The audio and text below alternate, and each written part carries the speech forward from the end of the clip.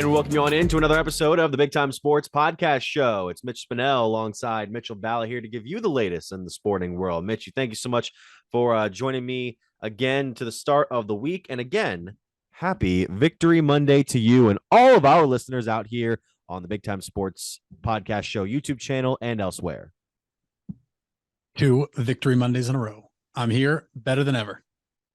Dude, it was a very good week for the state of Ohio and sports in general. I even got I got my Columbus Crew snapback here that I got at the Aurora Farm store a few years ago. Great place, Aurora Farms. Yeah.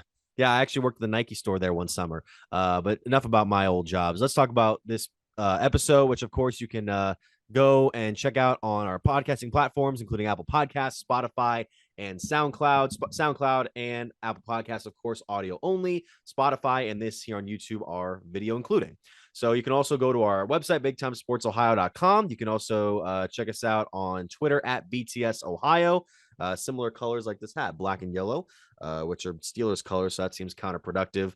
But I know what it's really for. And then, of course, at Mitch Spinell, at Mitchell Balla, and on Facebook and Instagram, you can find the network at Big Time Sports Ohio. So, Mitch, let's get into it.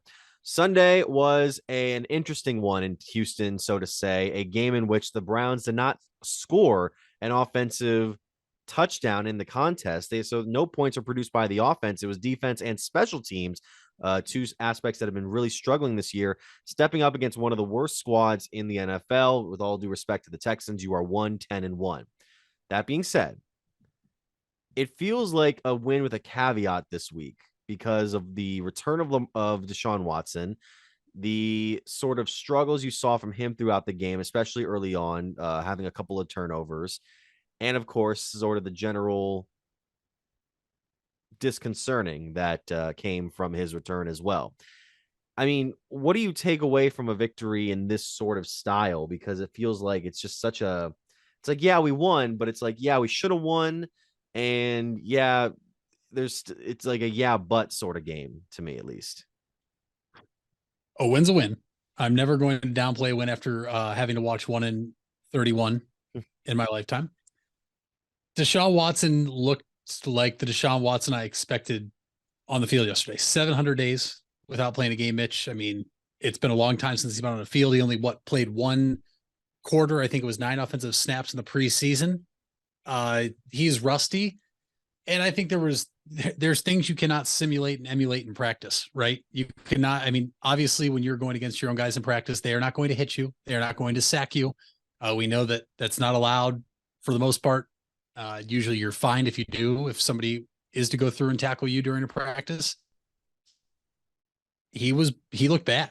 I mean, he looked bad. There's no way around that. But for the first time all season, the Browns have played complementary football for the first time all season. The defense and special teams in over 120 plus games, Mitch, we finally had a punt return for a touchdown. The last person, Travis Benjamin, against what might have been the Titans. If not, that was a kickoff against the Titans, but he was the last one to return a punt for a touchdown for the Browns. Some people thought it was Josh Cribbs, and the defense stepped up, having 2 scores, one on the fumble out of the end zone picked up by Ward returned, and then Tony Fields, after he picked off the ball, batted in the air for a touchdown. This was the first team in the NFL since the 90s, sometime in the 90s, to score over 20 points and win a game without an offensive touchdown, with all the all the touchdowns coming via special teams or defense, because we did have 2 field goals. That's how we got to 27 points. A win is a win. The only thing that people are going to say, well, is if you played anybody else, you would have lost. And that's true. But guess what? We didn't play anybody else. We played the Houston Texans, who are the worst team in football. And Deshaun Watson's only going to get better. I don't think we're going to see the Deshaun Watson from Houston at all this season. I wouldn't be shocked if we don't see it probably until about week 5 next year, because as soon as the season's over in 5 more games, a long break. And then you get back to training camp, yada, yada, yada. But I'll take it. The run game wasn't working yesterday. Deshaun Watson struggled. He had 1 or 2 plays, Mitch, that come to mind. There was one where he escaped a sack that if Jacoby Brissett was back there, he 100% was getting sacked, because we know Jacoby is not as elusive as Deshaun.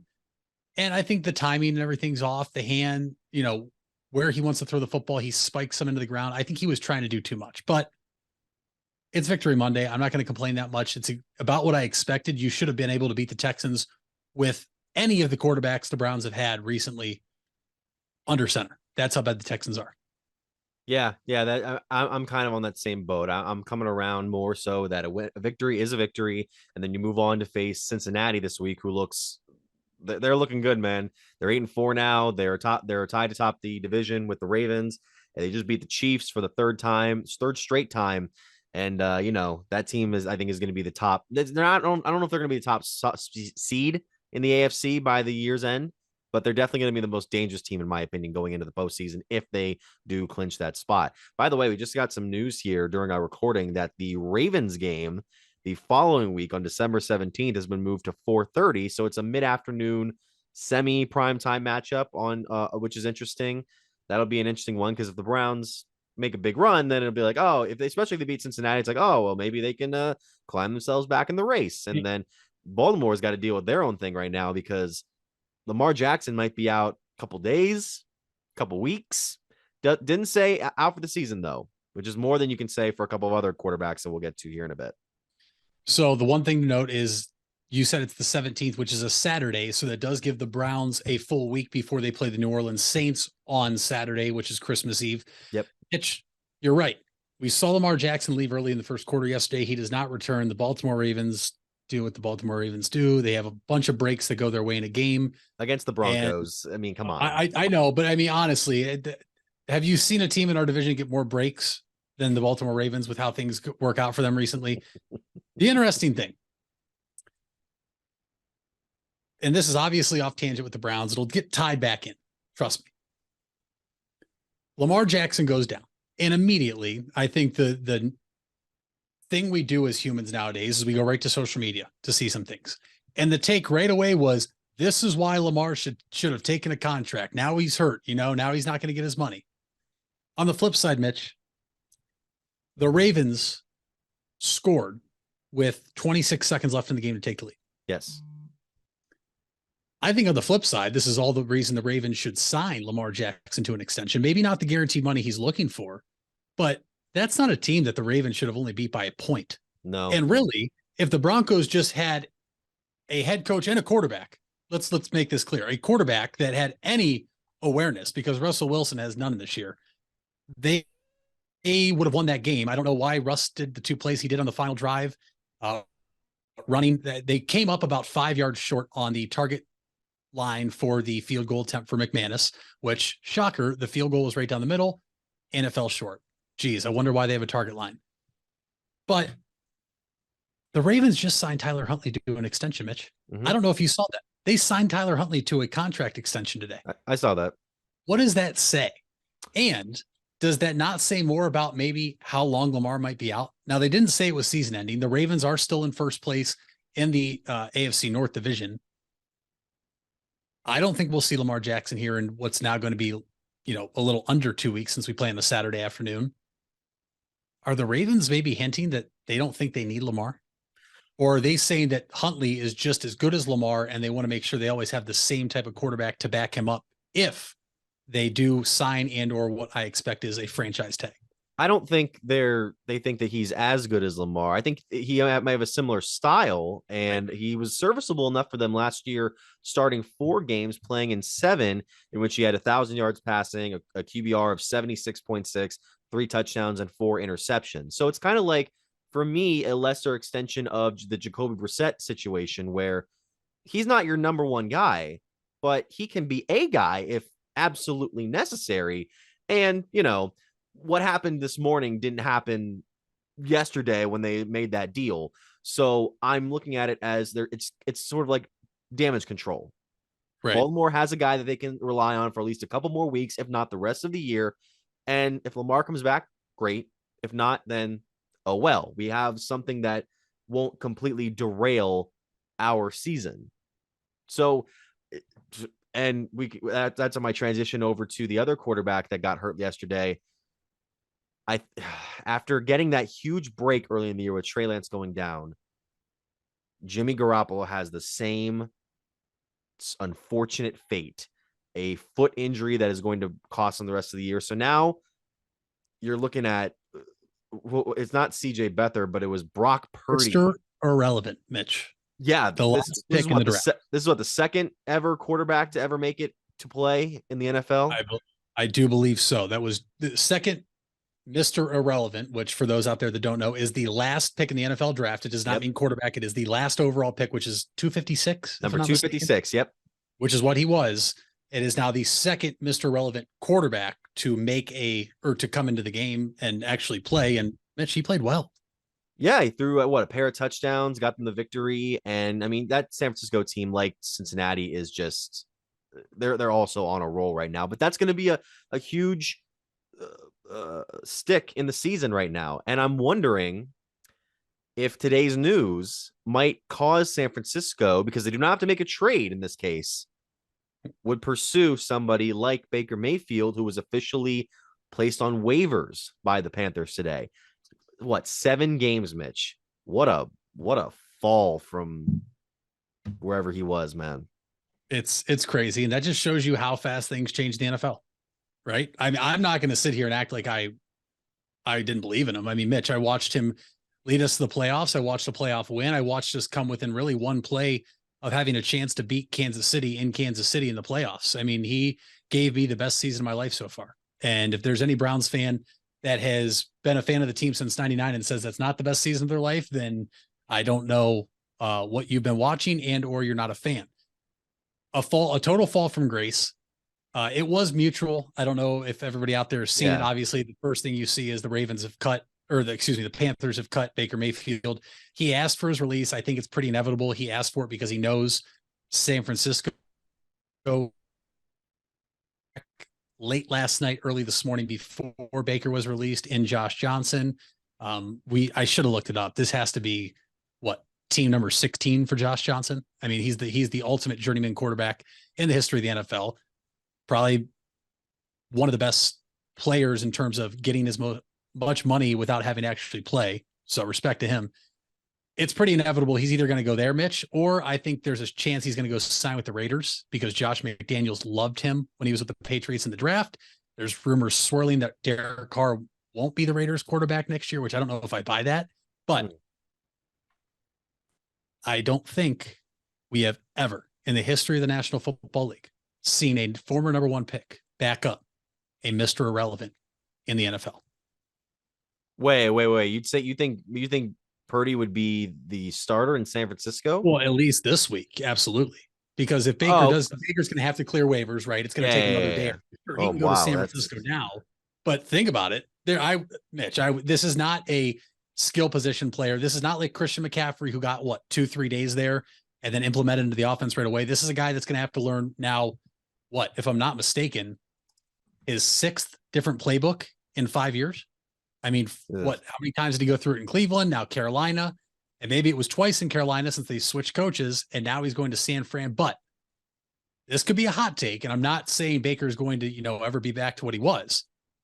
Don't be surprised though, Mitch, if when the year ends, if he stays in San Francisco, they let Jimmy G walk because it was a 1-year deal he signed, and Trey Lance, we don't know what he is yet.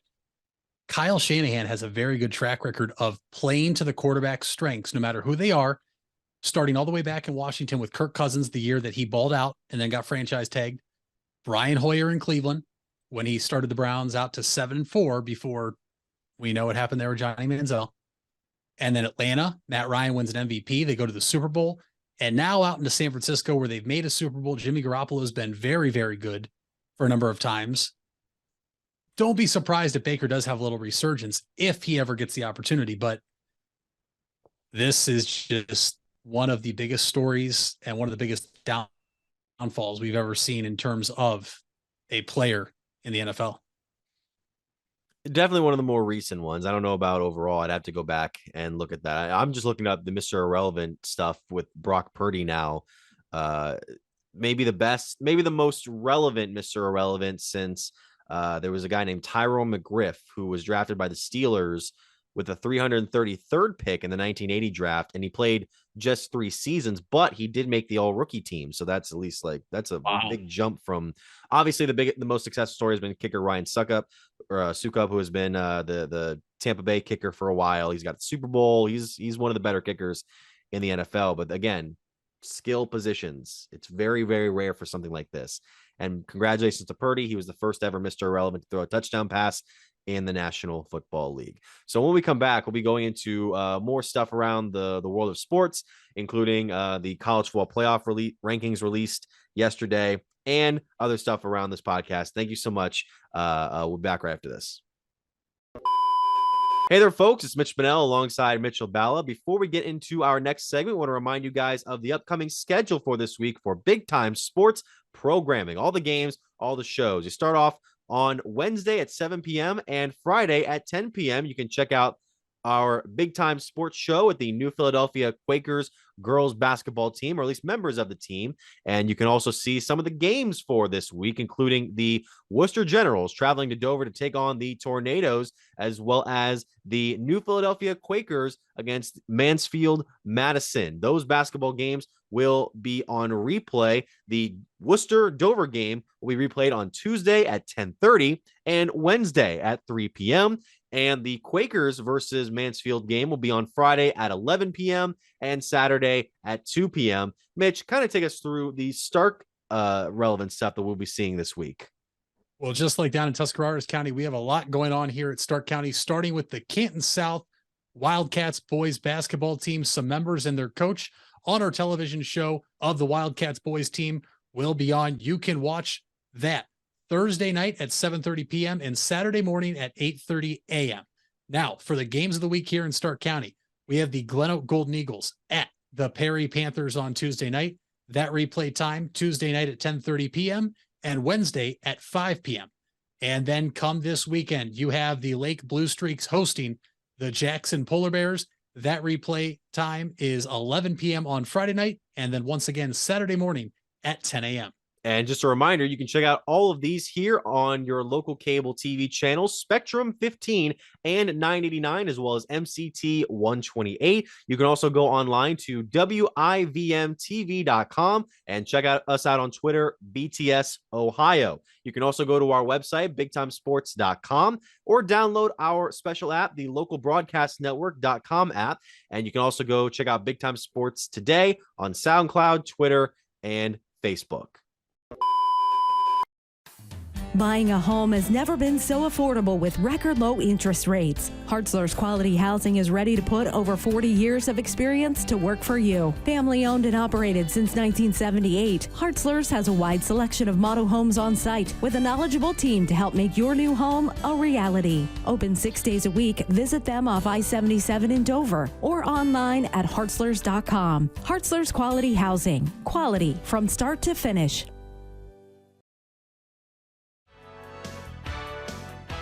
You deserve the best. And at Ferris Chevrolet, Buick, Cadillac, Toyota, that's what you get. We consider you, the customer, to be part of our family. Anybody can make promises, but when you visit Ferris, you get the Ferris deal from a Ferris wheel. So if you're looking for a car, truck, or van, think Ferris.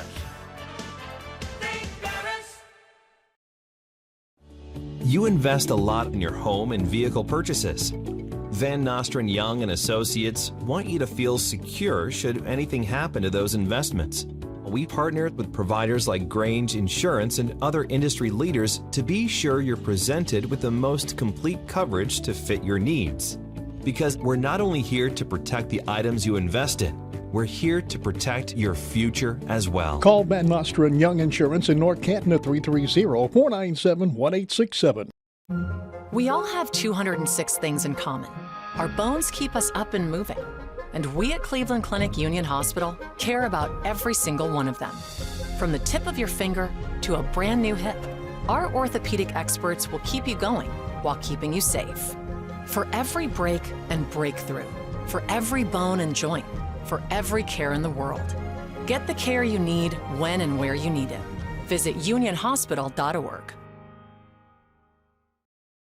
When others treat your fries as an afterthought, all you're left with are cold, soggy fries. That's why Wendy's new fries are ones you won't forget, guaranteed to be hot and crispy, or we'll replace them. We're talking natural cut, skin-on fries, perfectly seasoned with a hint of sea salt. In fact, they're even preferred almost 2-to-1 over McDonald's. These are fries so hot and crispy, they beg a new question. What would you like with your fries? Try them today, only at Wendy's. At participating U.S. Wendy's, taste preference based on a national taste test by an independent research company. Back here on the Big Time Sports Podcast Show, Mitch Spinell alongside Mitchell Ballas. So, Mitch, you know, man, sometimes in life, as hard as you try and as hard as you work, sometimes it's not about what you do or what you've done or what you've been able to do. It's about who you know, or it's where you are in a given situation. In this case, the Ohio State Buckeyes, after getting their asses kicked by Michigan 2 weeks ago, are now 4th in the college football playoff released yesterday. The Buckeyes are back in, and they have just as much a shot as anybody, Mitch, going into this game against the Georgia Bulldogs, while Michigan has to face off now with TCU. If I'm not mistaken, I believe an Ohio State team once got in, and there was a lot of controversy about when they got in, number 4 seed. And then I believe they played this unbeatable team from the SEC that nobody was going to beat that year. And I believe the Buckeyes took it to them. And then I believe they played the team in the national championship that had a Heisman Trophy winner that nobody thought was going to lose to Ohio State then. And then Ohio State beat them. So this is just kind of weird because, Mitch, I believe Ohio State made the college football playoff this year. Yes. As the number 4 seed, and there's a lot of people that are complaining about it, especially those folks down south that think that the team with 2 losses should get in. And I'm pretty sure if I can read brackets correctly, they play this team from the SEC that nobody thinks has a shot to lose to Ohio State. They actually think they're just going to run away and win the national championship again. And then they're going to play a team potentially, if they win in the national championship, that may or may not have a Heisman Trophy winner. Side note, this is the worst Heisman Trophy race we've had in years. But it's funny how things stack up. I told you this back in the MLB playoffs. Just get in. Just get in. That's all you have to do. And now you know what is ahead of you, and it's against Georgia. And you are playing Georgia in the Chick-fil-A Peach Bowl on December 31st at 8 p.m. And if I believe when we played Alabama, that was a game in Louisiana, but pretty close to Alabama last time I checked the map. And now you're playing at the Mercedes-Benz Stadium in Atlanta, which last time I checked, Atlanta is in Georgia. So this is going to be another home game for Georgia. It doesn't matter. This is all you wanted. And I do think the committee got it right. Let me start there. We have still never seen a 2-loss team make it, and rightfully so. Honestly, Mitch, the biggest loser, if you watched the whole show yesterday, the biggest loser, which I don't necessarily agree with, but going off how things went, the biggest loser in all this was Clemson by getting blown out by South Carolina because they had 1 loss. They're probably the 4 seed. They really are. Now, I don't agree that they are the best team. I don't think they're top 17 in the country this year. But going off how we saw things fall, Clemson, if they just don't get blown out by South Carolina, is probably the 4 seed. And so this is the first time in the college football playoff era that either Alabama or Clemson are not in it. And Alabama fans are crying. And, Nick Saban tried his little plead on Saturday night and everything. It is what it is. Ohio State got in, and the committee showed you that they thought Ohio State's whole body of work weighed more in their opinion than 1 loss to Michigan at home, which they got blown out. They got their asses kicked. There's no way around that. But Ryan Day said it best yesterday. They get a second chance at life. And now, for everybody out there that was against Ryan Day and CJ Stroud, me included, this is your legacy game. That's what it is. Yeah. Okay. This and Jim Knowles, this defense we saw all year, how great this defense is. This is your legacy game. Okay. Either Ryan Day is going to now get into the college football playoff and end up, I believe, 1-2 if they don't beat Georgia. CJ Stroud is going to go winless against Michigan and then winless in the college football playoff if they don't beat Georgia, or they're going to show that it was a fluke loss against Michigan and that they can beat the number 1 team in the country that has been number 1 all season long. And I'm excited for it. I think it's going to be a lot of fun. And I think we're going to see 2 teams be tested in areas that they had not been tested at all this year. Yeah, I'll agree with that, except for that point you made about, what was it? That, I'm trying to think of it now where Ohio State, if they lose that, I remember now, if they lose to Georgia in this matchup, I don't necessarily think that's the legacy thing. What is the legacy thing is if you can beat Georgia and then get back to playing Michigan, because I don't expect TCU to beat Michigan at all. I'm just going to put that out there right now. If they do, fantastic. But seeing where these two teams are, I can't imagine TCU's offense doing enough to keep up with Michigan.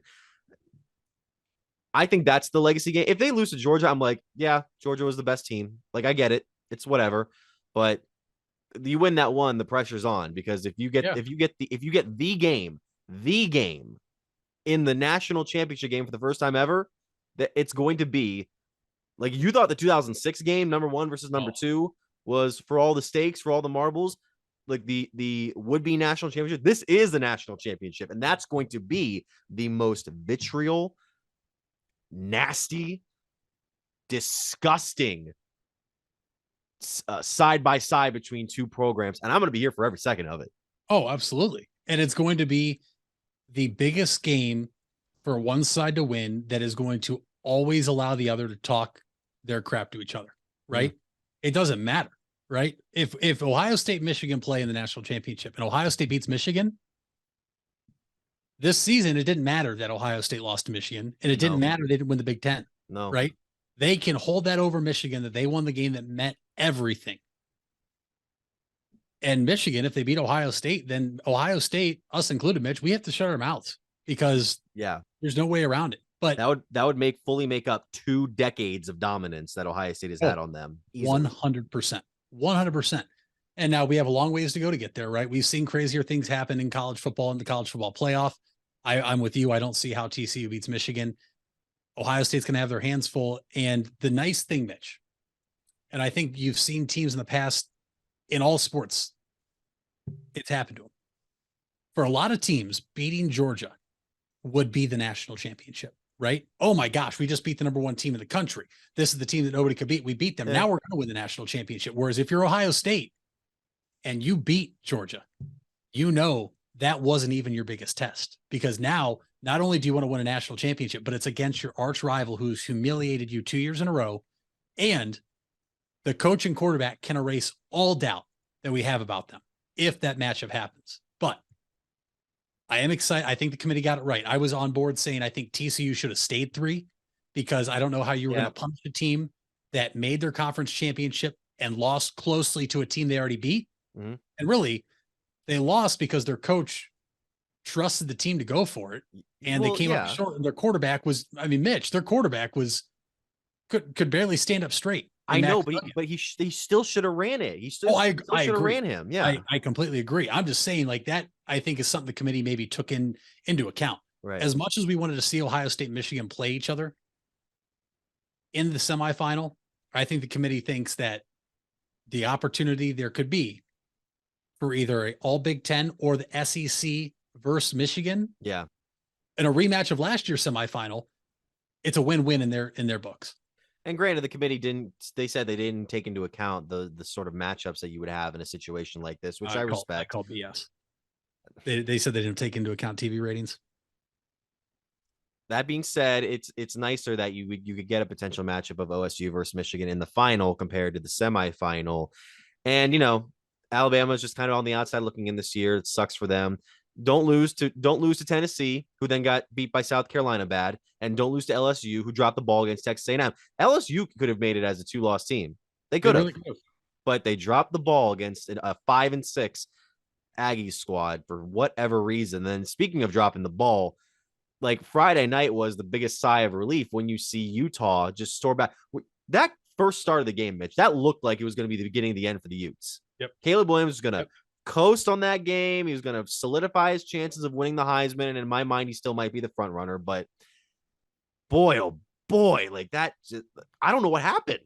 Like, the Utah was running wild on them. They were getting key defensive stops.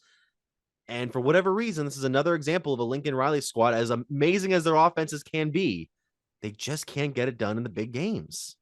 And listen, I'll adhere to the fact that Caleb Williams wasn't 100%. Obviously, anybody watching the game saw that. But at the same time, with how dominant Lincoln Riley offenses have been and how dominant they had been all year, you'd think they would have been able to game plan around Williams' weakness. Bet Utah just said enough is enough. Right. Really, after the first quarter, they said, all right, you know what? This is enough. We're going to pin our ears back. We're going to put pressure on Williams. We're not going to let you guys beat us anymore. And that Utah team wanted that Pac-12 championship again. And obviously they're going back to the Rose Bowl, but that Utah team is tough. And I think it's going to be a bit of an eye opener for Lincoln Riley now, because I think that Lincoln thought, okay, you know, we lost this team by 1 on the road mid-season, night game there, you know, we should be able to come in here and win. And Mitch, everybody, over half the media was crowning USC as the Pac-12 champion. You think they'd learn something by that close loss to not get further beat in that game, which I like that it was a similar style that Ohio State lost to Michigan in 1 week later against, with all respect to Utah, who took a lot of big hits in that game, a worse team than Michigan. Yeah, no, 100%. It was awesome. And to be honest, I really don't know where this Heisman race is. I personally thought if TCU would have won on Saturday, you might have had to say Max Duggan was the Heisman Trophy winner. Maybe. Just because the guts he showed, TCU going undefeated. I mean, right now, it's all of a sudden Stroud and Williams are back at the top. Corum will probably get the invite. I don't think he can realistically win it because he did leave and then didn't play in the biggest game, didn't play in the Big Ten championship. Is Bryce Young going to go back as an invite? Is Marvin Harrison Jr.? I mean, we don't know. And to me, if it is Caleb Williams, this is not a knock on Caleb, let me be clear. But this is one of the worst Heisman Trophy races we've seen in recent memory, because if Williams wins, it's a guy that only half the country gets to watch every week because he kicks off at 10 o'clock at night on the East Coast. We don't get to stay up and see him. All we see are the good plays or some of the bad plays that he makes in a game and during highlights. It's just weird. I mean, I feel like the past decade, you've had 1 or 2 guys every single year that you would say that's the Heisman Trophy winner. It's one of those 2 where you're sitting here saying you think it's still Williams. I'm sitting here saying, I don't know who it could be. And there's other people out there saying it's Stroud. There's people saying it's Duggan. Is there somebody we're not talking about? I mean, we have no idea, but thank you, Utah. Thank you. I love that state. I love that team. They just a great organization, great university, top up there, right next to Ohio State now, in my opinion. Thank you. Thank you for letting us get in the college football playoff. Yeah, and the coach will tell you you're welcome. Like even he knew what was going on. But the guy that you really quick before we go to break, the guy that you said we might not be even talking about for the Heisman that I think might get an invite. What is your take on Stetson Bennett? Because the guy put up a big game against LSU, won the conference championship, is the quarterback of the #1 team in the country. His numbers aren't amazing, but that could warrant him enough of at least an invitation to the ceremony. Yeah, and it would be a good story, right? This is a kid that really thought about leaving Georgia. I believe he left and then came back to Georgia, was never going to be the starter, and let alone they win a national championship, and now he's back slinging the ball all over the field. That's somebody you could be talking about, Mitch. I mean, here's the thing. We're not voters. We don't get the ballot on who we're going to vote for or who's going to get the invite to New York. I wouldn't be shocked. I generally feel like if you're a #1 team in the country, somebody from that team goes to the Heisman Trophy presentation, just because you generally have somebody worthy enough if you're undefeated #1. But I could see it. I could also see him not, because he's spread the ball around so much at Georgia, if that makes sense. Where Stroud, granted, he has spread the ball out a lot as well. We know who his #1 target is. We know what type of numbers Marvin Harrison Jr. has put up. And Mitch, maybe that's somebody. Maybe is he a dark horse? Does he get an invite? I mean, he's put up insane numbers. I'm going to be honest with you. If I were to if you could only take one Ohio State candidate to New York, I might, part of me might want to take Harrison over Stroud. I am taking Harrison over Stroud. I know it's the quarterback that throws in the ball, but at the same time, how many catches did we see this year that we haven't seen from any of our stud wide receivers in years past make, and just the type of player he is. And not to mention, Mitch, that I don't think a lot of people talk about it. The pressure that is on him, probably, that he either feels from the media and or his family. I mean, let's keep in mind, folks, his dad is right down the road here in Canton, Ohio, with a bronze bust and has a gold jacket in his closet because he's a Hall of Famer. I mean, that's an insane amount of pressure, whether he wants to admit to it or not. And so that's just another reason. But I, for one, I'll go on record. I would say I'm for Marvin Harrison Jr. being the nominee over Stroud if you could only take one from Ohio State. Fair enough. Only since 1991, only two primary wide receivers have taken home the Heisman, but one was very recently. We had Devonta Smith 2 years ago, and of course Desmond Howard back in 1991. Also, it lists Eric Crouch in 2001 as a quarterback / wide receiver. I'm not giving him that. I'm not giving him that at all. So there. That's what we have. The college football talk. We'll be back right after these messages. The Furby Electric Supply Company has bright ideas for your home. Save money by converting to energy-efficient electrical products or add ambiance with beautiful lighting features. It begins with a professional consultation and a visit to the Furby Lighting Showroom. Then certified Furby contractors complete your project right and on time. Since 1934, 4 generations have built a reputation of quality and trust, and they offer emergency services too. Just visit Furby.com. That's F-U-R-B-A-Y. The Furby Electric Supply Company. You asked for it and we listened. Buckeye Career Center is now offering Certified Nail Technician as an adult education program. This 216-hour course begins in November and will run Tuesday through Thursday evenings from 5 to 9 p.m. Learn manicures, pedicures, infection control, salon operations, and more. Other part-time certification courses starting this fall include phlebotomy and welding. Call 330-339-2288 to register or visit BuckeyeCareerCenter.org for more information. If you're looking for a new or pre-owned car or truck, why not see the Parkway Auto Group? Parkway is a special group of automotive experts with 8 brands to satisfy your needs. Come see the difference at the Parkway Auto Group on Commercial Parkway in Dover. 8 brands and 1 family. It's Parkway Auto Group. It takes a lot of practice to have a winning team. Albin Title has over 100 years of combined experience handling real estate, title, and escrow transactions. They serve Tuscarawas, Stark, Carroll, Harrison counties, and more. So choose Albin Title for your next home refinance, sale, or purchase. They'll get it done quickly and professionally. Contact Albin Title at 330-334-5800 or visit their website albintitle.com. Let them put their experience to work for you.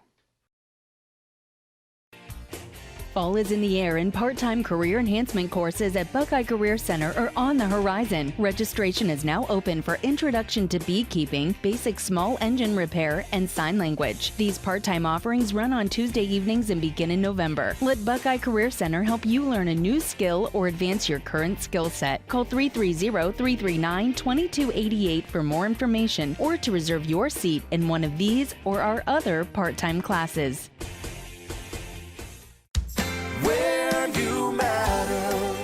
You matter. Everyone plays a part. We all have a role. Each of us can make a difference. You do matter, and the best way to have a positive impact is to pay it forward. With each of us helping one another to cope, feel better, and know that we belong. Pass on the positivity today. Tell someone else they matter too. Alt Care. Alt Care, Alt Care. Where you matter. Back here on the Big Time Sports Podcast Show, Mitch Spinell and Mitchell Balla. So, Mitch, now we go from college to the high school slate, where we are officially now done with the high school football season. The state championships have been set. Congratulations to all 7 of the teams, and as well as the 7 runner-ups who fought very hard to get to where they were at the end of the season. Mitch, there were a lot of games to get through the last 3 days over in Canton, over at the Hall of Fame Stadium. Starting on Thursday was a very interesting one between the Division II finalists in Toledo Central Catholic and Archbishop Hoban. Now, Central Catholic looked like they were going to run away with it. It got really crazy, 28-7, and then Mr. Football himself, Lamar Sperling, nearly did it all by himself to bring that Knights team back in. And unfortunately for them, they fall short for the 2nd straight year. Mitch, I know that you covered almost all, if not all of them, at Tom Benson Hall of Fame Stadium. I am happy you got to see Lamar Sperling in person. Obviously, I know you were busy covering the game, updating social media and everything. I was texting you here and there about the game. What a performance from Mr. Ohio. How many times, Mitch, have you seen a team down 21 points in their last game of the season in which time is a factor and they hand the ball off? I mean, you don't see that quite often. Lamar Sperling is as good as advertised. He was announced Mr. Football in the state of Ohio earlier that day before Hoban took the field in the Division II state championship game. I don't think there was any doubt. I thought he was the most deserving player. His numbers are ridiculous. I believe it was over 3,500 yards rushing, 55 touchdowns before the state championship game. Just an unreal player, video game like numbers. And Hoban comes up short for the second straight year. And you have to give credit to Toledo Central Catholic, right, Mitch? I mean, they played a great game. I believe in the first half when we were texting back and forth, you said that it was the quarterback making plays for Central Catholic, using his legs a little bit, getting away from pressure. But for Hoban, obviously it's not how you wanted to end the season, especially this is 2 years in a row where you've ended it that way, but it's still a phenomenal season, right? I mean, I'm sure looking back on it right now, you're still not happy with it, but I'm sure this is something much later down the road that they're going to look back and say, you know what? We did have two of the best teams in the state of Ohio 2 years in a row.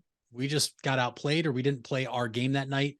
And really, Hoban played their game to a degree, Mitch, but it was another part of the ball or another side of the ball that really hurt them. And it was still on the offensive side of the ball. It was the passing game, Mitch. And you can talk about what happened there, what Toledo Central Catholic did to stop Hoban's passing attack.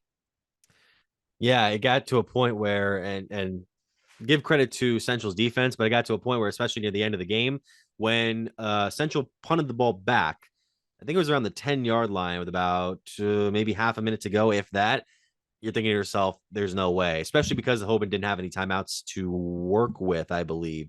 And that was just a tough way for them to go out. But again, congratulations to Central. And then on Friday, we had three winners. South Range completed the unbeaten season, defeating Ironton 53-27 in a heck of a performance by South Range there. I mean, they had a great first half, especially. They were up 32-14 at the break and just kept adding on and on and on.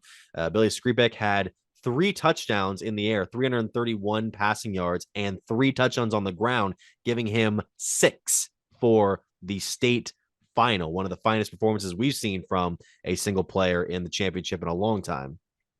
And this was a team that was hungry and determined to get back, or not only just get here, right? Their season had ended twice in back-to-back years to Kirtland in, I believe, the regional final. And South Range finally gets over the hump, gets to the state Final Four, wins their semifinal game, and just runs away in the state championship game to win the state championship. Like you said, Mitch, what, 50? I don't want to get the score wrong. 53-27. Yeah. 53-27. Yep. I was going to say 52, but just really a exclamation point on a phenomenal season from a South Range team I saw in week 3 that I thought had the looks of a team that could make a deep run. And I'm not surprised they won it all like that. And that was the first of 4 titles that Northeast Ohio got to claim this weekend. Well, we also had Canfield winning the Division III crown, 35-14 over Carroll. Bloom Carroll. That's another team that's been stopped a couple of times over the last few years. They finally got through past Chardon and are able to win this one. Congratulations to them. And also in the night game, Lakewood St. Ed's for the second straight year, beating Springfield. This one 28-14. What a run since 2010 by this St. Ed squad. 6 state titles now since 2010.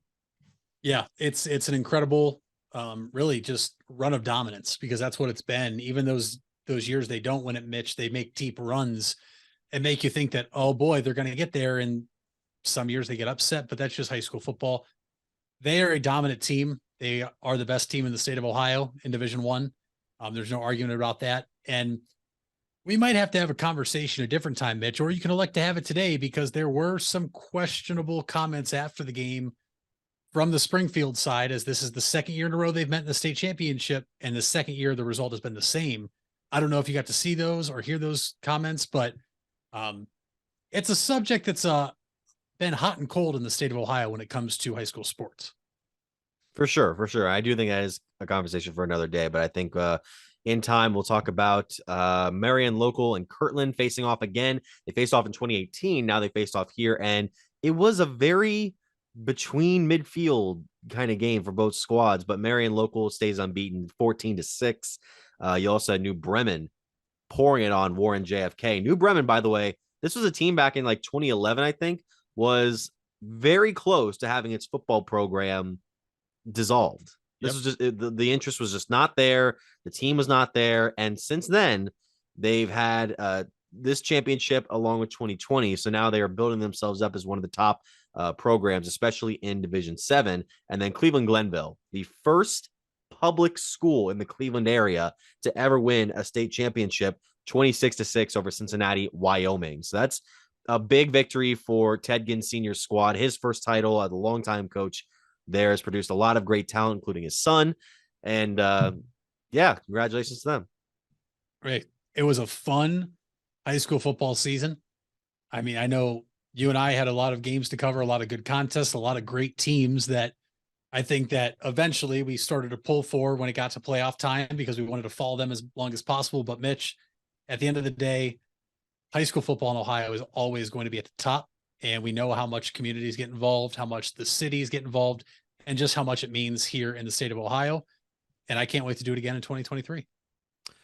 Me too. And that's all we have for this segment. So we'll be back right after these brief messages. We all have 206 things in common. Our bones keep us up and moving. And we at Cleveland Clinic Union Hospital care about every single one of them. From the tip of your finger to a brand new hip, our orthopedic experts will keep you going while keeping you safe. For every break and breakthrough, for every bone and joint, for every care in the world. Get the care you need when and where you need it. Visit unionhospital.org. Hard work is something you're accustomed to. Van Nostrand Young understands that principle. Our access is achieved with organizations like Grange Insurance. Safety and prevention specialists utilize our VanCan assessments process to ensure that you and your colleagues are in the best hands. You want the safest environment for your business, and we can guide you there. Call Van Nostrand Young Insurance in North Canton at 330-497-1867. If you're purchasing a new home, the team at Hartzler's Quality Housing is here to help. Take advantage of record low interest rates to make your new home a reality. Locally owned and operated since 1978, Hartzler's Quality Housing has the experience to guide you through the process. You'll find a wide selection of model homes on site to fit any budget. Open 6 days a week just off I-77. You can also visit them online at hartzlers.com. Hartzler's Quality Housing. Quality from start to finish. You deserve the best. And at Ferris Chevrolet, Buick, Cadillac, Toyota, that's what you get. We consider you, the customer, to be part of our family. Anybody can make promises, but when you visit Ferris, you get the Ferris deal from a Ferris wheel. So if you're looking for a car, truck, or van, think Ferris. When others treat your fries as an afterthought, all you're left with are cold, soggy fries. That's why Wendy's new fries are ones you won't forget, guaranteed to be hot and crispy, or we'll replace them. We're talking natural cut, skin-on fries, perfectly seasoned with a hint of sea salt. In fact, they're even preferred almost 2-to-1 over McDonald's. These are fries so hot and crispy, they beg a new question. What would you like with your fries? Try them today, only at Wendy's. At participating U.S. Wendy's, taste preference based on a national taste test by an independent research company. And we're back here on the Big Time Sports Podcast Show. Mitch, we didn't get to in our college football segment, but that's because we really wanted to focus on the playoff stuff. But there was some news yesterday that broke regarding, or was 2 nights ago actually, that regarding a huge, not huge, but like significant move in college football in terms of coaching. What did you make of Colorado deciding to hire Deion Sanders away from Jackson State to guide a program that has been kind of really struggling in conference play and just overall play in the last decade plus? I love the move for Colorado because I don't know how they were able to get Deion away. I'm shocked Deion left for this job, but I think Deion wants to go somewhere that isn't already at the top, if that makes sense, or isn't the big name, right? In my heart, I always believed he was going to end up at Florida State some way or another, you know, where he went to college, although there's the rumors that the bridge is burned because they never interviewed him the first time they had an opening. I think this is a great hire. I love Deion Sanders. I love Coach Prime. I know that there's a lot of things out there right now that, you know, he's telling kids to enter the transfer portal. It's a 40-second clip of what was about a 15-minute conference. I really ask that people go watch the full clip because it's not that he's telling kids to enter the portal. It's the fact that he's going to weed out the kids that want to be there versus that don't want to be there, and the kids that want to challenge themselves and want to prove they can play, not just the kids that I'm already on scholarship here, I'm going to play. He is taking a new mindset, a new mentality to Buffalo, Mitch, for a team that I was 1-11 last year. has been in the basement of the Pac-12 for the past, however many years.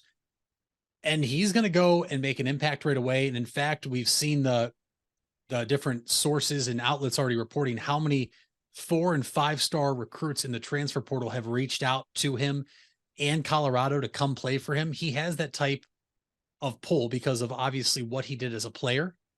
And now what he's done as a coach at a historical Black college at Jackson State, 2 straight conference championships. He is going to, I really think, change this around. And maybe not in a year or two. I think it's going to take a couple of years because you're going from a much smaller conference where a lot of you could recruit those schools strictly based off your name to the Pac-12 that now you have to compete with Oregon and Utah and USC, Oregon State, Washington. The list goes on and on. Obviously, UCLA, USC leaving in 2 years. I love the move. I am all on board with Coach Prime. I think this is a home run hire for Colorado, Mitch. I'm not sure how they got him. I really thought that if he ever left, it would have been for a school that was notable for football, if that makes sense. Like Miami has been down, but I thought it would have been maybe a Miami of some sorts. I thought maybe it would have been even a Cal out in California, but he goes to Colorado, and I firmly believe he'll turn it around. There's some people out there that think he's going to last 2 years and get fired. I don't think that's happening. And I am adopting the Colorado Buffaloes as my second team. Yeah, you can't really tell at this point, but and I saw an argument that people said that Deion was using the Jackson State program to try and get a job like this. And first of all, to me, it was evident that if he would build up a program like this enough, that teams would be willing to take a risk on him. And Colorado is certainly one of them. I always assumed that with the way the Florida State program would be going, that he would be the one to try and, campaign for the job and eventually get the job out of just pure the fandom being like, okay, yes, let's bring this guy back. He can put something into this system. But the way they're going at it right now, they weren't bad this year, so they're not firing the head coach.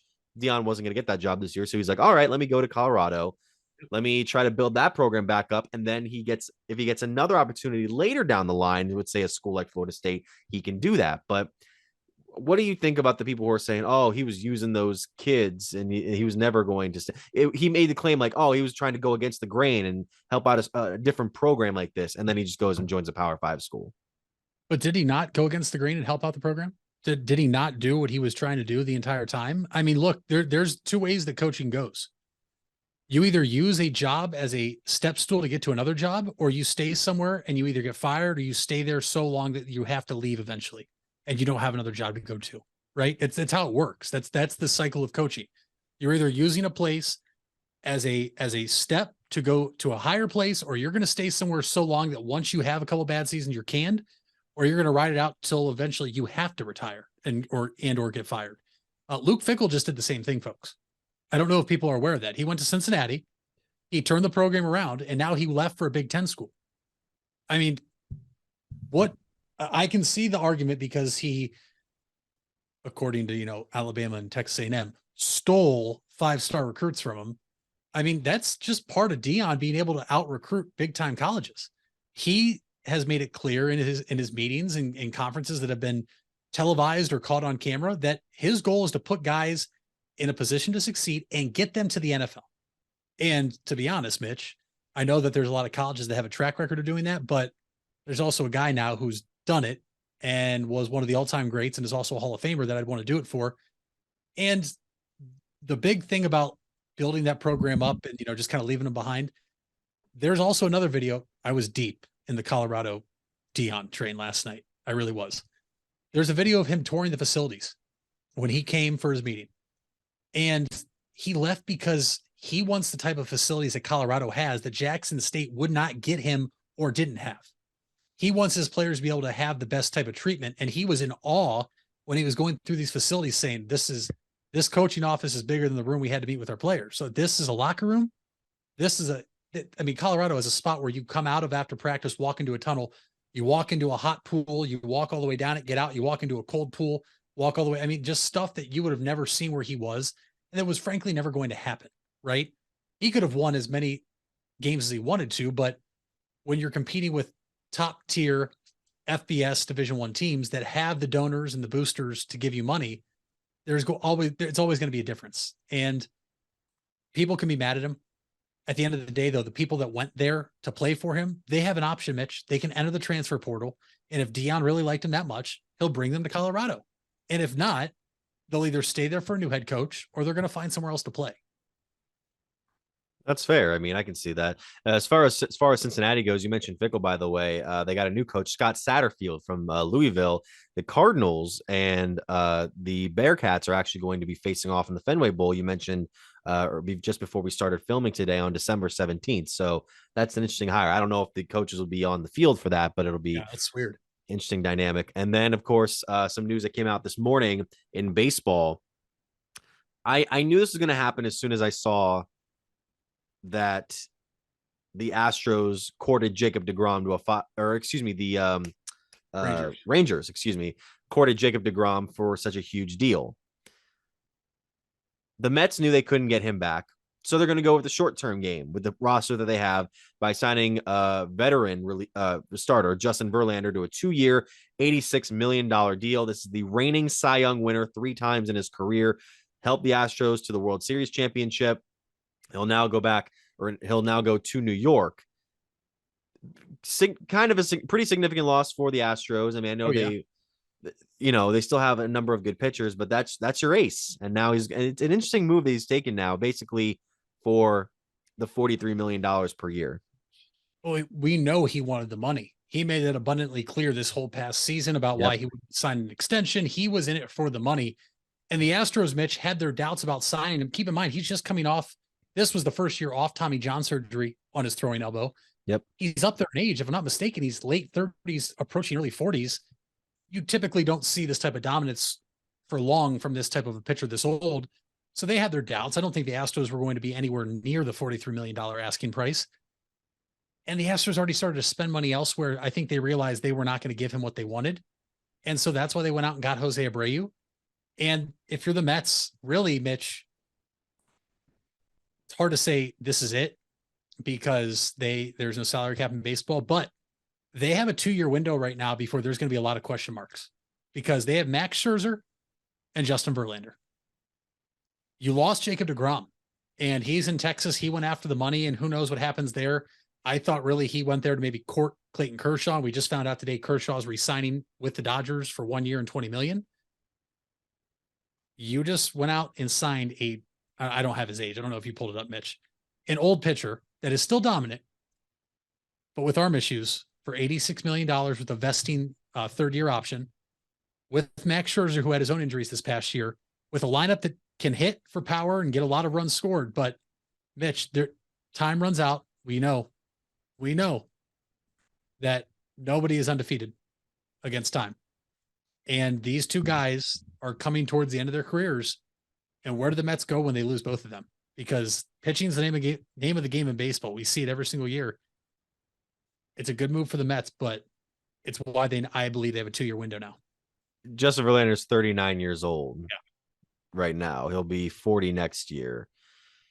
40 this coming February. So yeah, this is basically the last 2 years of Justin Verlander's career, very likely. And we'll see if the Mets can make that jump over from being a 100-win team, losing in the wild card game. But yeah. I was just going to stay on the top of baseball really quick because I don't know if you've seen, there's been some cryptic social media messages, which is everybody's favorite thing in the world when it comes to professional athletes. Myles Straw being one of them. Myles Straw has unfollowed the Guardians on some social media accounts and he followed them back. Now he's unfollowing them. And this is the same time as the all-star center fielder, Brian Reynolds of the Pittsburgh Pirates, has requested a trade, Mitch. This is a guy that the Pirates offered to make the richest or give the biggest contract in the history of the Pirates organization to. And he said, no, we know winter meetings are going on right now. We know that this is where a lot of things happen. This is where moves happen that we don't see coming. We know that the Guardians, according to sources, are the front runner to get Sean Murphy from the Oakland Athletics. But Mitch, could this be the splash that we don't see coming? Could the Guards be involved in going after all-star center fielder Brian Reynolds? It'd be a decent pickup. I mean, he would be a nice fit into that offense or that outfield scheme. And as far as the Straw thing goes, I never take into account any of those unfollowing the team, unfollowing the coach, unfollowing the player's grandmother until something actually happens. That it's just dumb. That's just dumb to me. But Reynolds will be an interesting one. I was going to say already this year, I was already seeing if we can court in Josh Bell, former Pirate, but that would be an interesting one. I could see them trying to make a move for him. Well, and Josh Bell all of a sudden is skyrocketed probably as the number one free agent target for the Guards and other teams that need a first baseman now that Jose Abreu is off the market. I would take Bell. The big thing with Bell, Mitch, is he's a switch hitter. That is huge because how many times last year did we have to see Josh Naylor get taken out of the lineup against a left-handed pitcher because he didn't do well against left-handed pitchers? I think if you can, I still think we're doing one in both. I think we're going to sign somebody, and I think the Guardians are poised to make a trade. And I'm excited to see what it is. It just makes you wonder. Like I said, it's everybody's favorite thing. Who are they following on social media? Who are they unfollowing on social media? It's the biggest mystery that we never get the answer to. And I just thought it was ironic that Miles Straw, who we know had a very down year offensively at the plate, worst year in his career, also then technically the best defensive center fielder in all of baseball. There's been rumors they signed him to the extension, so he's under contract for 4 more seasons. And now Reynolds wants out. This is my favorite time about news rumors for baseball. So yeah, deal with it if you're out there and you don't like it. I will deal with it. And I will sign off the show by thanking you for watching to the Big Time Sports Podcast show and listening as well. Also, you can follow us here, Spotify, Apple Podcasts, and SoundCloud, the same name. Thank you for watching on YouTube. Be sure to like, subscribe, hit the bell. BigTimeSportsOhio.com, BTS Ohio on Twitter, Big Time Sports Ohio, Facebook and Instagram, at Mitch Spinell, at Mitchell Balla. Mitch, what's the fact of the day? Your fact of the day, since this is a Victory Monday and we are going to Cincinnati next week. Yes, I know Bengals, Tigers, whatever, but a tiger skin is actually striped just like the fur. A lot of people think it's just the fur, and no 2 fur patterns are alike. No 2 fur patterns are alike. Oh, that makes sense. It's like snowflakes. Have you?